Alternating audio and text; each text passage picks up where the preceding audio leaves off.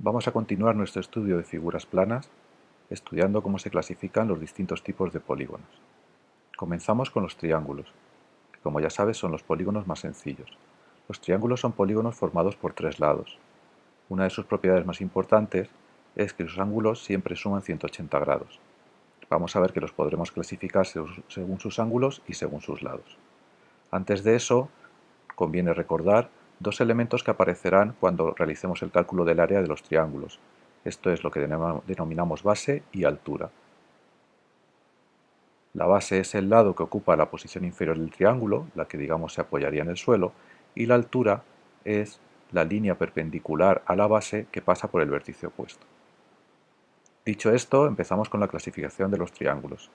En primer lugar, vamos a analizar cómo se clasifican los triángulos según sus ángulos. Si tenemos un triángulo donde todos sus ángulos son agudos, recibe el nombre de acutángulo. Si uno de esos ángulos es recto, a un ángulo de 90 grados, recibe el nombre de triángulo rectángulo. Y por último, si uno de sus ángulos es obtuso, este triángulo se llamará obtusángulo. También podemos clasificar los triángulos según sus lados. Cuando los tres lados del triángulo son distintos, recibe el nombre de triángulo escaleno. Si dos lados son iguales y el otro es distinto, se trata de un triángulo isósceles. Cuando los tres lados son iguales, recibe el nombre de triángulo equilátero. Pasamos ahora a las figuras llamadas cuadriláteros. Los cuadriláteros son polígonos de cuatro lados. En este caso sus ángulos siempre suman 360 grados y vamos a ver que se clasifican según sus lados paralelos. Cuando en un cuadrilátero los lados son paralelos de dos en dos, se llaman paralelogramos. Hay varios tipos de paralelogramos. Por ejemplo, tenemos los romboides. En este caso, como puedes ver en la figura, los lados paralelos son iguales, pero distintos a los otros dos. Cuando los cuatro lados son iguales, tenemos un rombo. Si tenemos los lados iguales 2 a 2, pero formando ángulos de 90 grados, tenemos un rectángulo. Y cuando los cuatro lados son iguales y además forman ángulos de 90 grados, tenemos un cuadrado.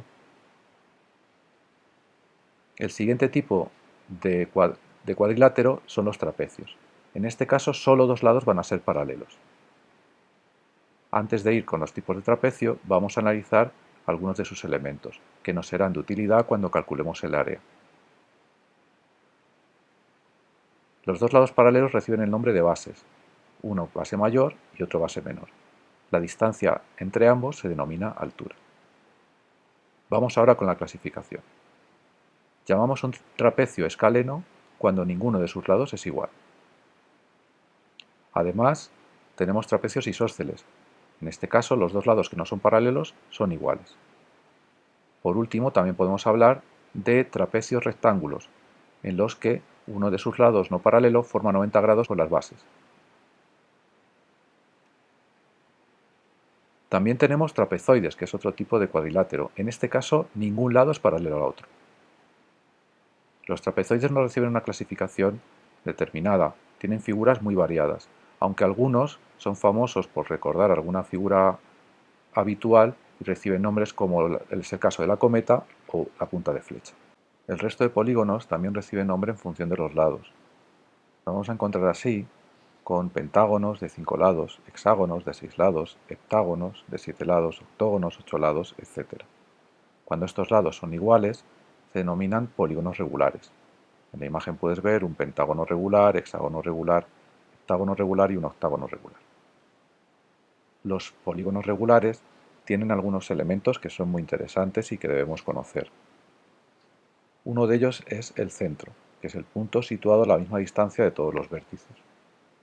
Las líneas o segmentos que unen el centro con los vértices se denominan radios. En este caso de hexágono tenemos 6 radios. Además, también podemos definir el segmento que une el centro con el punto medio de cada lado. Ese segmento o segmentos se denominan apotemas. Con esto terminamos con el estudio de la clasificación de los polígonos.